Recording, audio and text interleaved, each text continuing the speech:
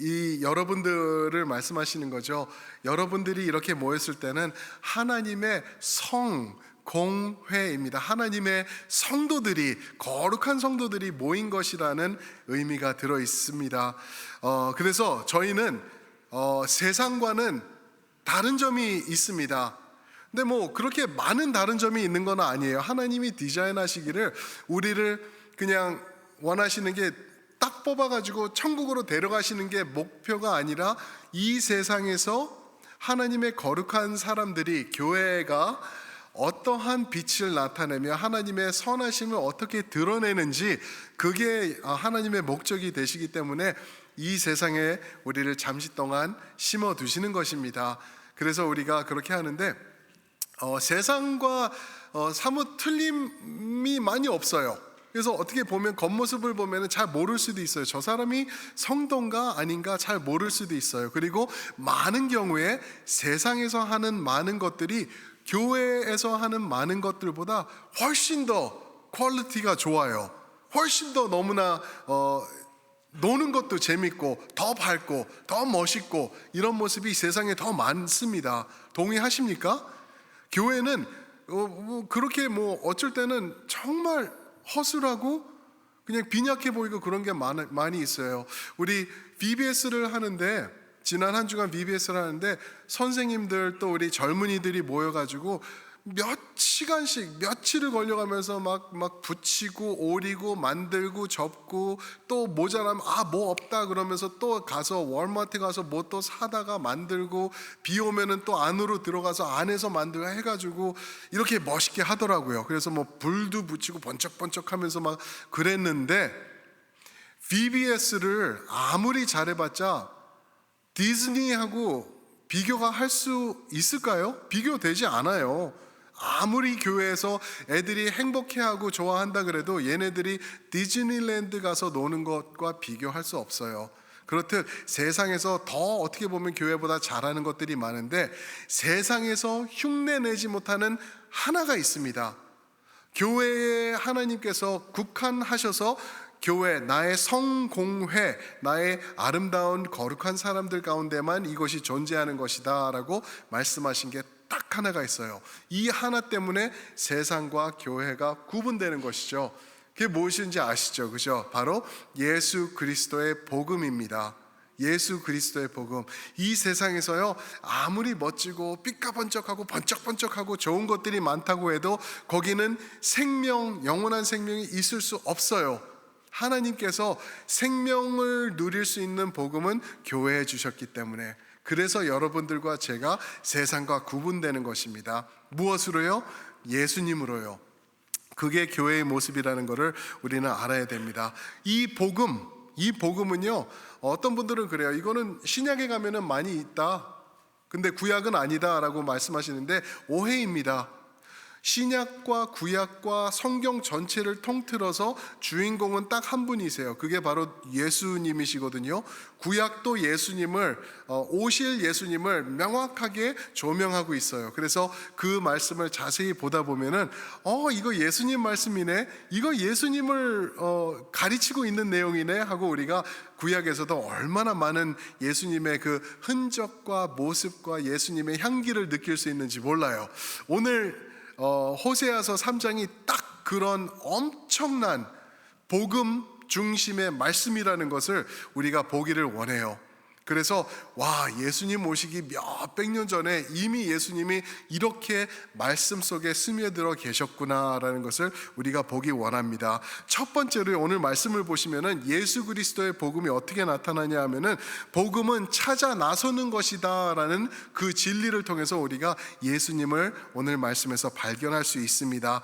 우리 신약에 가시면은 마태복음 끝부분에 예수님께서 마지막으로 주신 지상 명령이 나오지 않습니까? 거기서 뭐라 그러죠? 너희는 어떻게 하라고요? 너희는 자신 있게 하셔도 돼. 틀려도 괜찮으니까. 너희는 자신이 없으세요? 한 목소리 시작. 너희는 가서, 너희는 가서, 너희는 가서 무엇을 해요? 다 아시면서 그러세요. 이렇게 부끄러움이 많으십니까? 너희는 가서 모든 족속으로 무엇을 삼아? 예, 세례 주고 하나님 성부 성자 성령의 이름으로 세례를 주고 이제 하나님 앞으로 인도하라, 그 마지막 명령을 주셨는데 거기서 제일 핵심되는 단어가 go예요. go.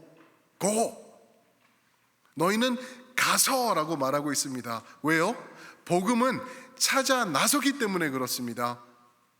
오늘 말씀 1절 말씀도 한번 보실까요? 이것도 복음의 내용이 여기 들어있는 것인데요, 3장 1절, 호세아 3장 1절. 여호와께서 내게 이르시되 이스라엘 자손이 다른 신을 섬기고 건포도 과자를 즐길지라도 여호와가 그들을 사랑하나니 너는 어떡하라? 또 가서 타인의 사랑을 받은 음녀가 된 그 여자를 사랑하라. 다시 한번 찾아가서 그 여자를 사랑하라 라고 말하고 있습니다. 그 여자는 누구죠? 1장에 나오는 고멜이에요. 고멜. 어떤 분들은 여기서 이름이 나오지 않고 와이프란 말이 나오지 않으니까 이거는 another woman을 말한다고 하는데 그렇지 않습니다. 1장에서 지속되고 있는 하나님의 명령을 따르는 고멜이 가출한 거예요. 가출해서 없어진 거예요. 그래서 아마 긴 시간 동안 호세아를 떠나서 있었던 것 같아요. 자식 셋을 남겨놓고 와이프가 가출해가지고 또 음탕한 길을 걷고 있었던 거죠.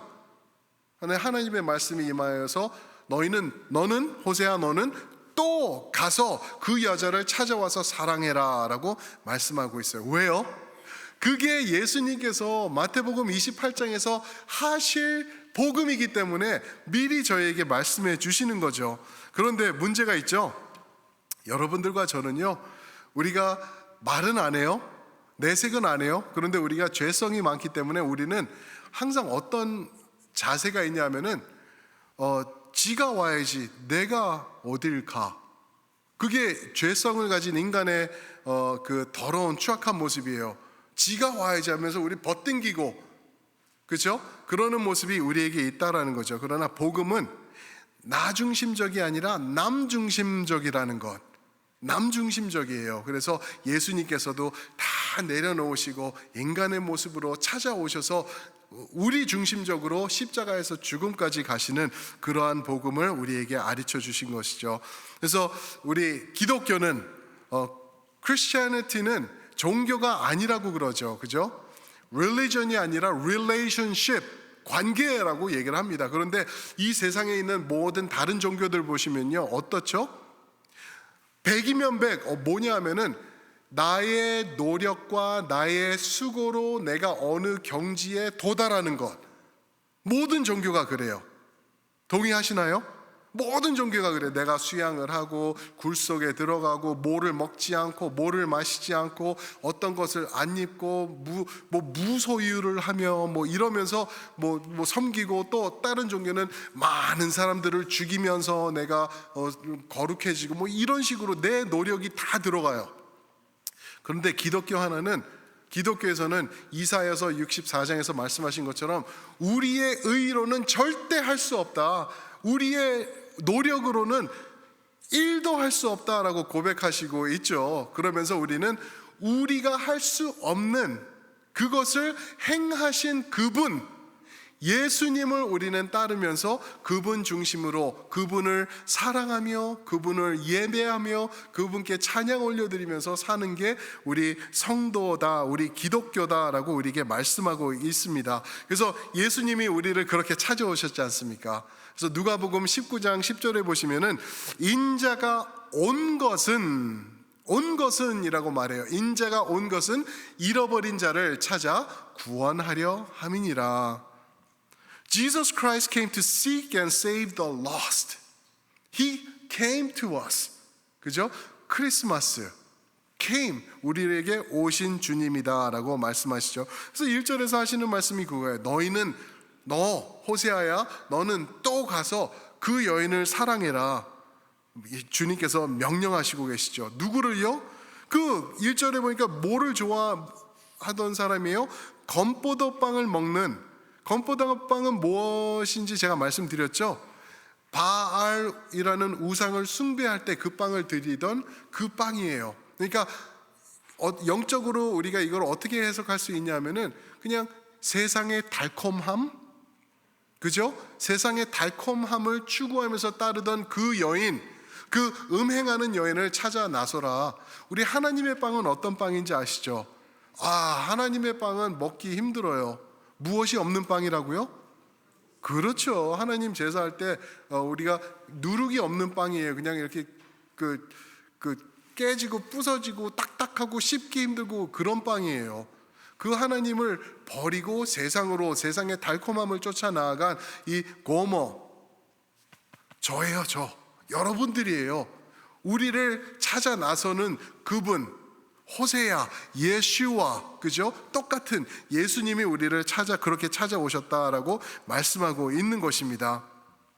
사랑하는 성도 여러분, 이게 복음 아닌가요?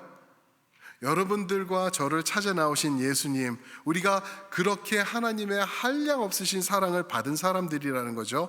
이제는 하나님께서 우리에게 말씀하고 계세요. 너 그 사랑 이제 알지? 그게 어떤 사랑인지 알지? 그냥 앉아있을 때 나무에서 뚝 떨어진 사랑이 아니라 찾아가서 품으며 사랑한 그 사랑 네가 받았잖아. 이제는 너도 그 사랑을 실천해 다오라고 우리에게 도전 주시는 줄 믿으시길 축복합니다. 그런데 우리는 잘 못해요. 정말 잘 못해요. 제가 한 가지 예를 들어보겠습니다. 이거 할까 말까 그러다 해야 되겠다 하고 그냥 전합니다. 그냥 화내지 마시고 들으세요. 우리 장로님들이 제가 이제 하나로 예배 끝나면은 식사도 여러분들하고 같이 못 하잖아요. 다음 이제 브리지 예배를 준비해야 되니까 그러니까 시간이 없어요. 그래서 어른들 중에서 우리 한옥관 성도님들 중에서 새로 오신 분들과 제가 새가족반을 못 해요. 그래가지고 우리 장로님들이 이제 하시기 시작했는데, 장로님들이 새로 오신 분들과 이제 앉아서 대화하시면서 식사 나누시면서 그 교육을 하시는데, 이제 대화하시는 가운데 몇 분이 그러셨대요. 한 분이 저는요 다 우리 교회 와서 다 좋고 다 좋았는데 제가 와서 어디 앉을지 몰라가서 한 자리를 앉았는데 나중에 어떤 분이 오셔가지고 거기 내 자리니까 좀 비키세요. 내가 앉아야 되는 거예요. 그러고 앉으셨대요. 물론 저같이 이렇게 딱딱하게 안 하셨겠죠. 웃으면서 여기 내 자리니까 비켜주세요. 아주 나이스하게 웃으면서 그게 더 무섭지 않나요? 마치 안 비키면은 나를 어떻게 할 것 같은 웃음? 그렇죠? 근데 그렇게 하셨다는 거예요.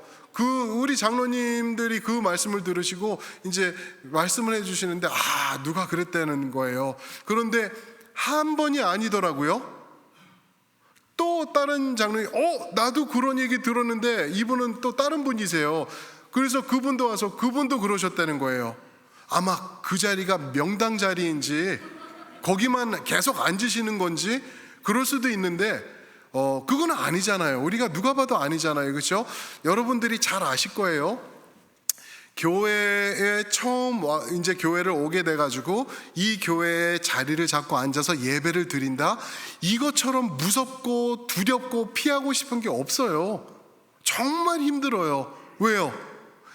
특히 우리 교회 정도 사이즈 되는 교회에서는 전부 다 아시거든요. 전부 다 친해요. 그래서 눈빛으로 싹 하면 무슨 말인지도 알고 막 이렇게 아는데 전부 다 막 알고 친한데 나 혼자 서먹하게 있는 거예요. 그래서 조심스럽게 앉아서 이렇게 그냥 예배 드려야지 이러고 있는데 누가 와서 자리 비켜주세요. 내 자리예요. 이거는 거의 살인과 같은 수준 아닐까. 혹시 이 자리에 그분이 계시다고 하면은 그 부끄러운 줄 아셔야 되는 거예요. 그거 정말 잘못된 거예요. 그거는 애들이 봐도 아니에요. 그거는 어른이 봐도 아니고 우리가 봐도 그런데 하나님이 보실 때는 어떨까 한번 생각이 드는 거예요. 하나님이 보실 때 그 성도 한번 품어주지 못하니? 그 성도 내가 보냈는데 전도한 지가 벌써 10수년이 된 너에게 옆자리에 앉아서 예배드리라고 보냈더니 쫓아버리는구나. 보내준 사람도 우리가 지키지 못하는구나. 하나님의 마음이 그러시지 않으셨을까 생각이 돼요. 결국은 그 한 분은 이제 또 교회에서 안 보이세요. 저도 어떻게 할 말이 없어요. 그분한테 더 좋은 자리가 있으니까 다른 명당 자리에 앉으세요. 이렇게 할 수가 없어요. 사랑하는 성도 여러분, 그러지 마시길 주님의 이름으로 부탁드립니다. 아멘. 누가 오셔서 내가 앉는 자리에 있다 그러면은 그거를 품어주시고 저 옆에 앉아도 될까요? 그러면서 같이 앉아서 하나님 찬양하고 하나 되는 것, 모든 족속들이 하나님을 찬양한다는데 우리가 그 정도는 할 수 있지 않을까? 이게 복음의 사람의 모습인 것을 우리가 깨달았으면 좋겠습니다. 이게 예수님의 사람의 모습이에요. 왜요? 복음은 찾아 나선다는 것부터 다르기 때문에 우리가 깨달을 수 있는 것입니다. 두 번째로 오늘 말씀을 보시면은 2절과 3절에서 복음에 대한 내용이 또 나오는데, 복음에는 대가가 따른다라는 것입니다. There's a cost to the gospel. Gospel demands a cost. 그죠? 대가가 따른다라고 말하고 있어요. 집 나간 고멜을 찾아올 때 호세아가 대가를 치러야 했어요. 대가를 치러. 2절 한번 보실까요? 2절. 내가 은 15개와 보리 한 호멜 반으로 나를 위하여 그를 샀다라고 말하고 있어요. 이게 무슨 말이지? 이게 은 15개와, 그죠? 은 15개, 그리고 보리 한 호멜 반. 이게 뭐냐 하면은요, 엄청나게 많은 양의 돈이에요. 당시에 은 10개면은 1년 이상의 받는 돈이라고 그래. 일했을 때. 그러니까 은 30 정도가 되는 거예요. 이 보리까지 다 합치면은. 그래서 은 30이라고 하면은 적어도 3년에서 4년, 못해서 4년까지 가는 그 큰 돈을 가지고 내 와이프, 집 나가서 음행했던 그 와이프를 계속 수소문해서 찾아가지고 그 돈을 주고 다시 와이프를 데리고 오는 거예요. 이상하지 않으세요? 내 와이프인데 무슨 돈을 주고 사? 또 줄 거 다 줬는데 이제 데리고 오면 되는 거지.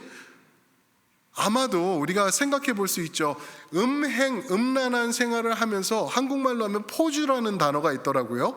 그 포주에게 아마 이제 포주가 그 여인을 이제 써먹을 대로 써먹고, 그죠? 그 다음에 이제 나이가 들어서 쓸모 없어지니까 어디 노예로 팔았던지 아마 그랬을 거를 우리가 추측해 볼 수 있는 거예요. 왜요? 은 30이 얼마냐 하면은 출애굽기 21장 32절에 보면은 여자 노예의 가격이 은 30이다라고 얘기를 하더라고요. 은 30. 그래서 보리가 뭐가 그렇게 비싼가? 또 보리가 이거 한 호멜 반이 얼마냐 하면은 400파운드가 훌쩍 뛰어넘는 정도의 보리라는 거죠. 그러니까 이 많은 양의 은과 보리를 합쳐서 이제 와이프를 다시 구입해 오는 거예요.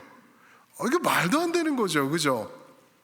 그런데 왜 은 15개와 나머지는 보리로 했을까? 그것도 우리가 추측이 가능한 게 아마 은도 없었을 거예요. 하나님의 일하는 그 선지자가 무슨 돈이 있겠어요. 그죠?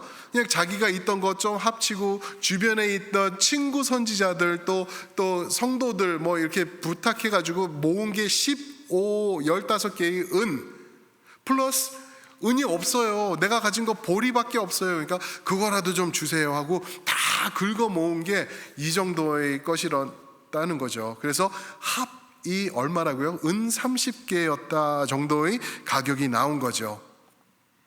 은 30개 하면은 또 드는 생각이 있지 않으세요? 가룟 유다가 예수님을 넘겨주고 받은 돈이 몇 개요?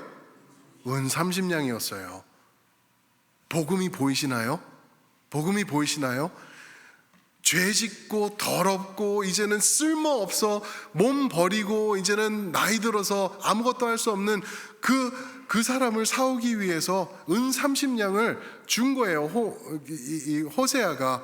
예수님의 모습이 미리 비추어지고 있는 거죠. 거기다 또 하나 복음적인 내용이 뭐냐 하면은요, 보리예요. 보리. barley 비슷하네요. 그죠? 보리가 어떤 의미가 있냐면은 그 팔레스타인에서 제일 먼저 추수하는 곡식이 보리였어요. 보리. 그래서 보리는 어떠한 의미를 갖고 있냐 하면은 드디어 생명이 이 땅에 돌아왔다. 다시 한번 추운 겨울이 가고 봄이 왔을 때 다시 한번 부활의 능력이 여기서 드러나는구나 하고 증거가 되던 게 바로 보리라고 말하고 있죠. 보리, first fruit, 제일 먼저 우리가 얻게 되는 생명과 양식이라는 것을 말하고 있어요. 근데 재밌죠? 고린도서 15장에 가시면 15장 20절과 26절을 거기를 보시면은 예수님께서 우리의 첫 열매가 되신다, 우리의 생명이 되시며 우리의 부활이 되신 예수님이다라고 말하고 있어요. 그래서 호세아가 자기 아내 고멜을 데려올 때 은 15개 이거 다 긁어먹은 거 또 없어가지고 나도 모르게 모아서 그 보리를 모아서 이만큼 400파운드 넘는 거를 갖다 주고 아내를 데리고 올 때 거기에는 복음이 들어가 있는 것을 우리가 볼 수 있다라는 것입니다. 그러면서 하나님께서 3절에 말씀하고 계세요. 3절에서는 나와 함께 많은 날을 지내고 나도 너와 함께 그리하리라 라고 말씀하고 계세요. 여기서 말하는 나와 함께 많은 날을 지내자, 우리는 이런 표현을 들으면 그러면 아주 많은 날 지난 다음에 그 시간이 되면 땡 이제 나가 이렇게 하는 거로 잘못 오해하는데, 여기서 많은 날이라는 것은 끝이 없는 날을 의미하고 있어요. 하나님께서 복음으로 내가 너를 품는다, 너를 사랑한다, 다시 내게 와서 나와 함께 하자, 나도 너와 함께 할 거다, 영원히, 그것을 지금 3절에서 우리에게 말씀해 주고 계시는 것입니다. 우리 하나님이 이토록 우리를 사랑하세요. 하나님 싫다고 하면서 우리는 도망 다니지 않습니까?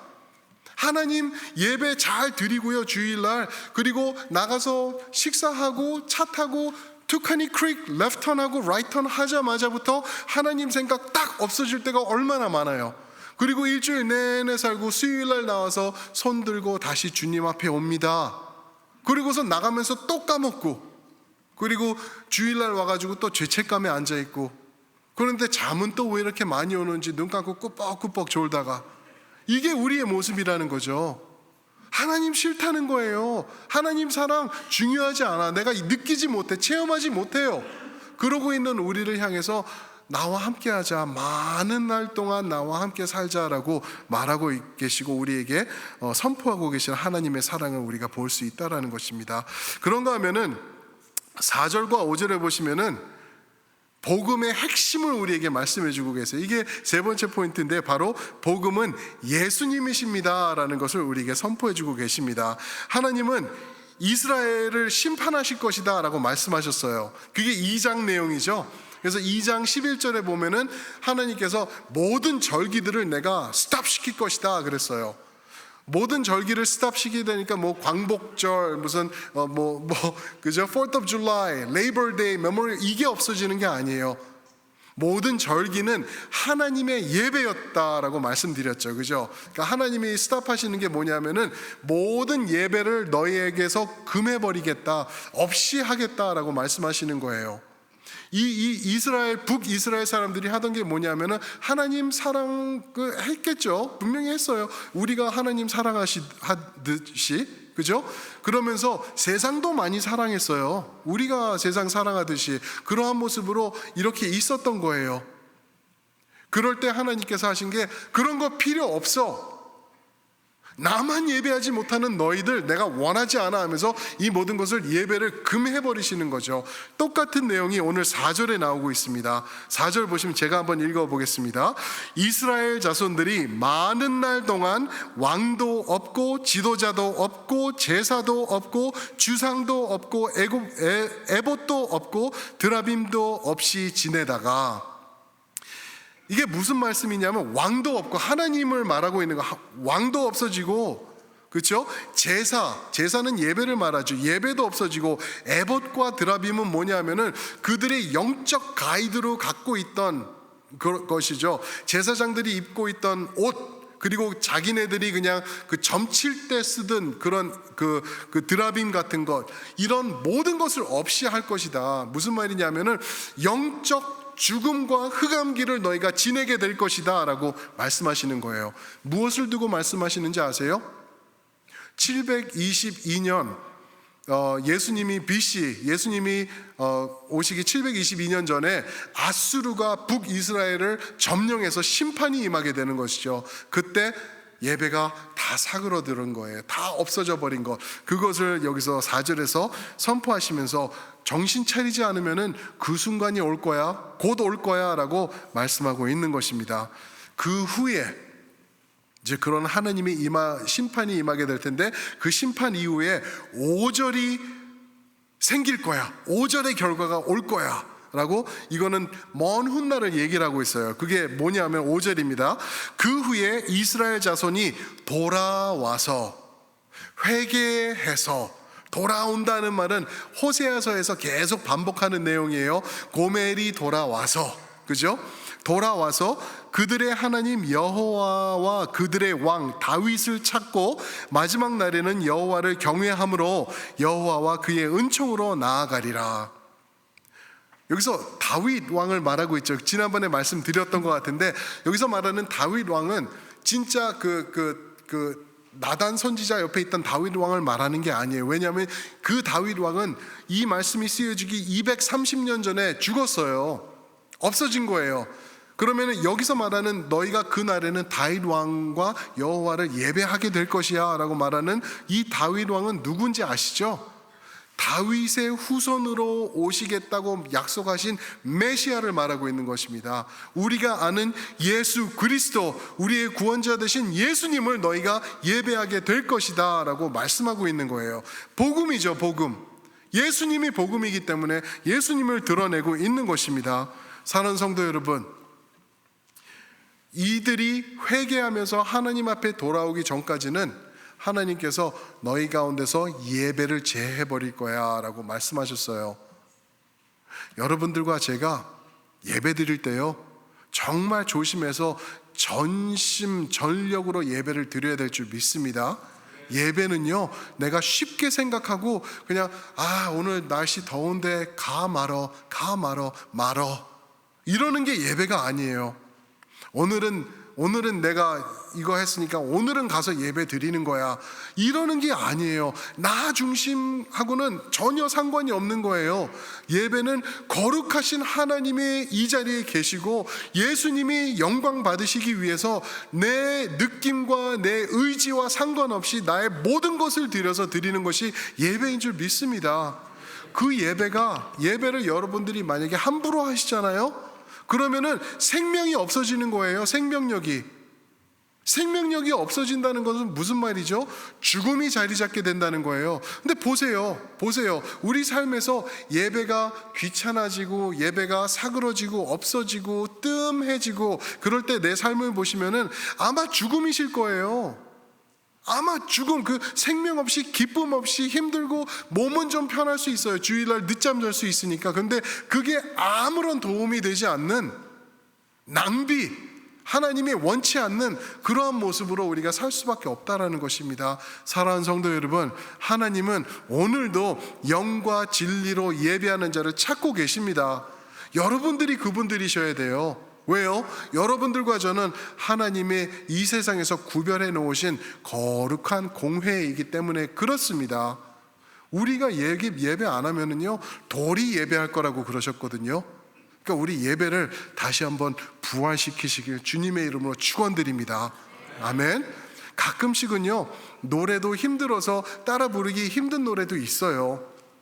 그리고 왔는데 또 너무 추워서 우리 권사님 몇 분들이 저한테 말씀하시더라고요. 너무 춥다고, 오늘은 좀 괜찮으셨으면 하는 마음이 있어요. 그리고 또 뭐가 마음에 안 들고, 김치가 너무 짜서 오늘 펠로십 하는데 짜증도 나고, 그죠? 이런 것들 때문에 걸리는 것들이 많이 있을 수 있는데, 이런 것들 다 없어지고 오직 예수님만 서 계시고 그분 앞에 온전히 드려지는 그러한 거룩한 예배자, 구분된 예배자들 되시는 우리 성도님들 모두가 되시길 주님의 이름으로 축원드립니다. 아멘. 우리 한번 그 자리에서 다 함께